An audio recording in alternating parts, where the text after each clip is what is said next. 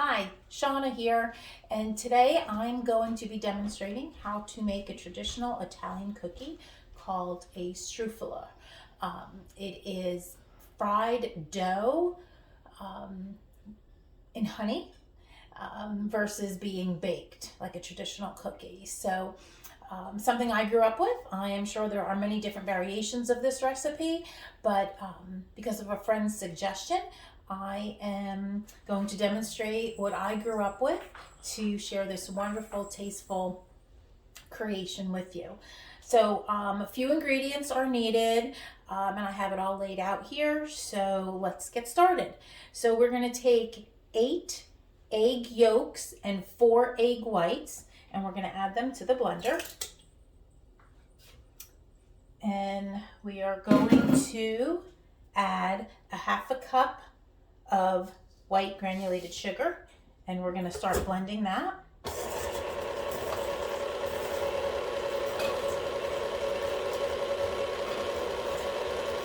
You want to get it good and mixed. So we'll beat that up. And then what we're going to do is we're going to add a half a cup of corn oil or canola oil.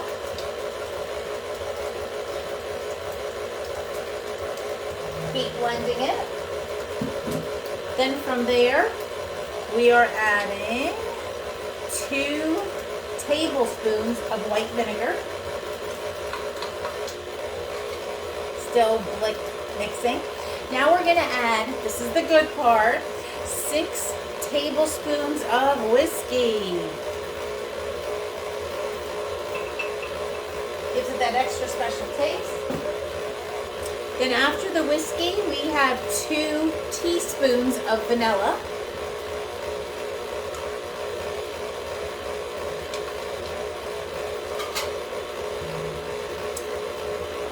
And then after the vanilla, we pretty much have just the flour, salt, and baking powder. We're going to do a half a teaspoon of salt, 2 teaspoons of baking powder. And then we have 4 cups of flour. So I'm going to continue to mix this in. I'm going to lower this so we don't get some flying flour. And we're just going to slowly add the flour to the batter.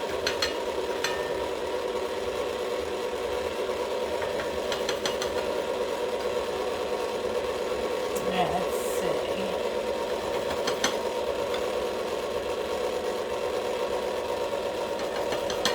So this is just step 1 of truly what is an assembly line type of cookie. You can hear the mixer starting to get a little drier with the ingredients. So we're almost done. But ultimately, after we mix this, we're going to put it on a lightly floured board, and we're going to knead it, make sure that it's not sticky. And then at that point, we're going to divide the dough in half. You're going to work with half of the dough, and the other half you're going to leave in the refrigerator while you are working with the first half. Let me just finish putting this in there.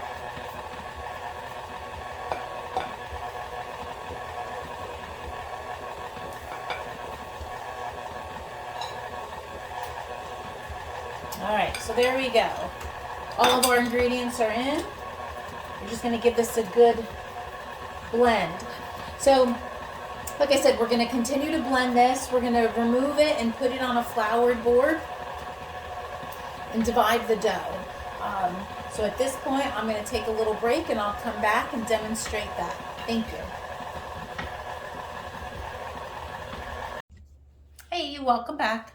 All right, so as we continue the process, took the batter out of the mixing bowl and I placed it, as you can see, on a floured surface.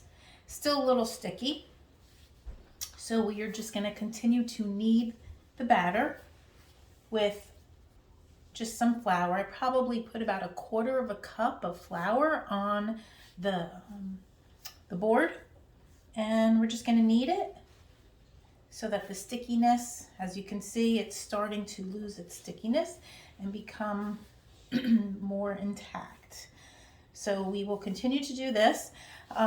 Once the stickiness is gone, we're going to divide this into 2 balls, one to work now and then one to work later.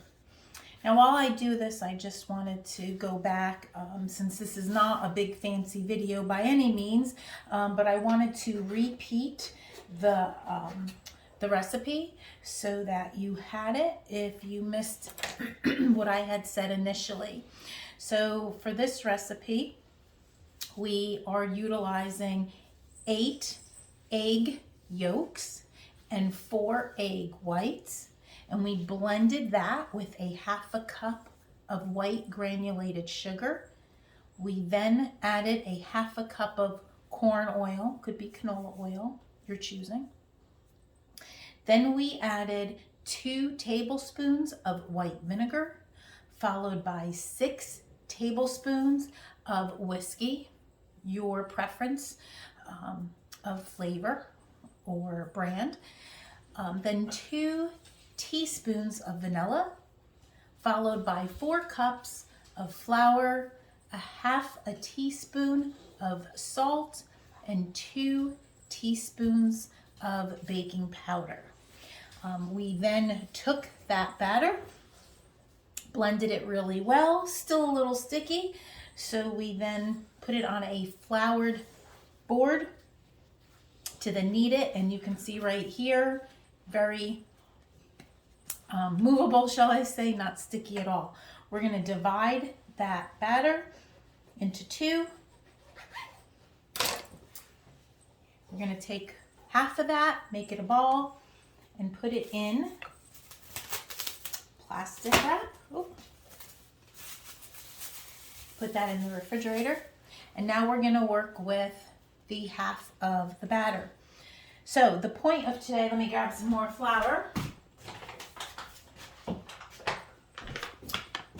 So part of this is that you need to have flour nearby, just as you're rolling it out. So this is where the assembly kind of starts, okay? So we have the 1/2 ball. We're going to actually take a smaller ball of dough, and we are going to make a long snake.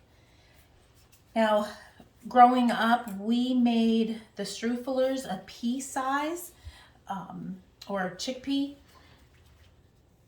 It was smaller. I have seen bakeries and such growing up that actually made a larger, more of a, I don't know, almond, if that makes sense, size.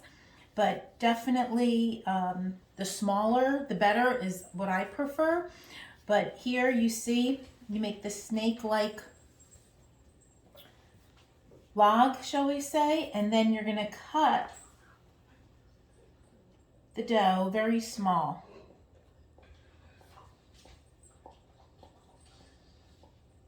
And this is where the assembly line, and if you can grab the kids or someone else to help, that'll definitely help speed up this process. So you now have all these little pieces. I actually like to place them on a metal tray. One time I actually lined it with wax paper, thinking that was the better thing to do, but then the dough actually started sticking to the wax paper, so it made it a little bit more tedious of a process. But ultimately here, you're gonna cut the dough, fill up the tray, and then over here, you have your corn oil, and you're going to start frying. You could use a Fry Daddy or whatever like that. I don't fry that much, so I'm just going to use this pan. But ultimately, you don't need to put a lot of oil, corn oil, canola oil, like I said, whatever your preference is. And literally, the assembly line of the dough into the pan, and then scoop it out and lay on paper-lined tray, just to soak up the oil. And that pretty much will be part 2 of this video. And so I'm going to move along and do that, and I'll come back to present the final stage. Thank you.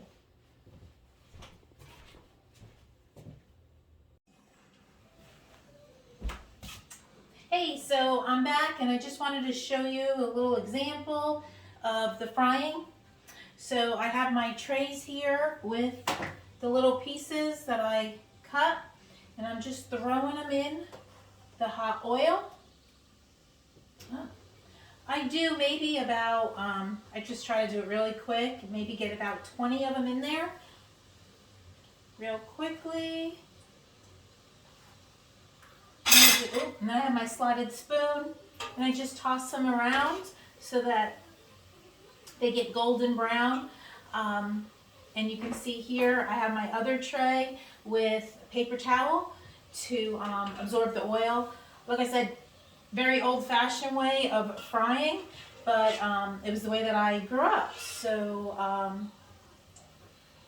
just wanted to show you a little bit about part 2 of actually cooking the struffolers. All right, so I'm going to finish this up, and then I'll be back with the final stage of preparation for the struffolers. All right, see you in a little bit. Okay, so here we are for the last step of making your struffolers. Here in the bowl, I have all the struffolers that I fried. And by the way, the recipe I made was a double recipe, so we did get a lot of struffolers. But good thing, put them in small freezer bags, and they freeze really well. You would do that at this point, or you can actually finalize the process, and we're going to coat them in the warm honey to finalize the actual cookie. But if you don't want to eat all of these all at once, freeze them in individual, like sandwich or quart size freezer bags, and then you can take them out and do this final process as you would like to enjoy them. So at this point, you're going to take honey, and I already did this, but you're going to take some honey, you're going to put it in a pot. I'm using a very small pot here because I'm just using to demonstrate, just to make a little one. But you would maybe want like a larger pot like this, and you're going to pour all the honey in there. You're going to make it come to a boil, but you want a slow boil, not to burn. And you're going to keep it on a simmer for 4 minutes. At that point, you're going to shut off the heat, which is where we are right now. At that point, you're going to take your struffolers, and you're just going to pour them in the honey. I'm just going to do 3 scoops right now. And then you're just going to toss it with a spoon of your choice so that the struffolers are coated in the honey. Okay, so I'll do that.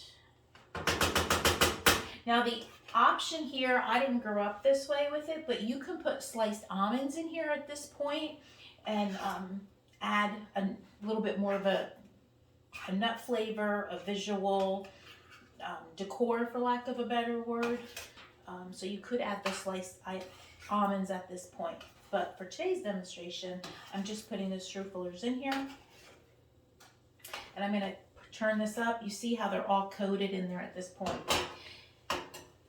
Now it's for where you want to place them. Now we could make all of these and put them on a nice big tray. So it really depends on how big of the company that you're having.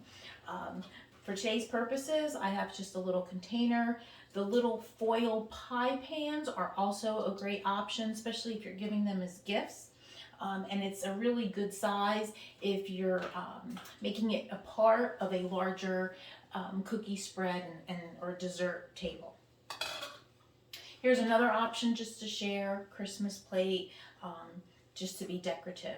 But these are all different options, so your creativity can come out at this point.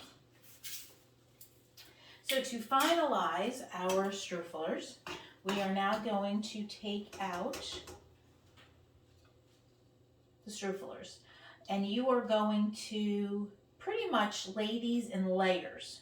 I know that sounds weird, but the reason being, so there you see it. Then you're going to take your sprinkles. I grew up on using the little round, I don't even know what to call them, but just the sprinkles. There is a holiday mix, which is what I'm using now, a red, green, and white. If you're making these springtime, you might want to do more of that yellow, pink, blue, green. But then at that point, that's what you're doing. And some people like a lot of sprinkles on them. Some people don't, so it's really your choice. And now you're going to take some more struffolers and just make a second row as we fill that up.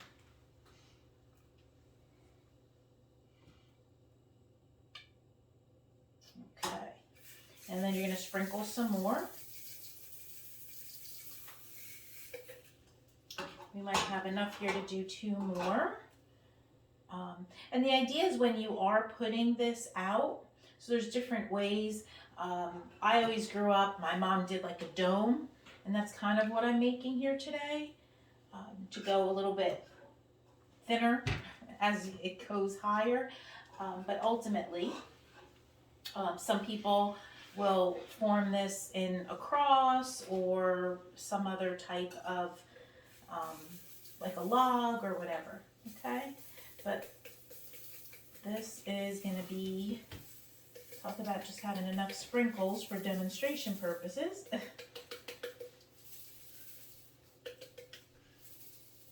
And if you didn't put the almonds in before, you can always add them after. But ultimately, that is your struffoler. And they taste fabulous. When you go to serve them, ultimately, people just pull one and eat it. It's a great honey treat. So I hope you enjoy it. Thank you. Once again, Shauna. Merry Christmas to everybody. Bye.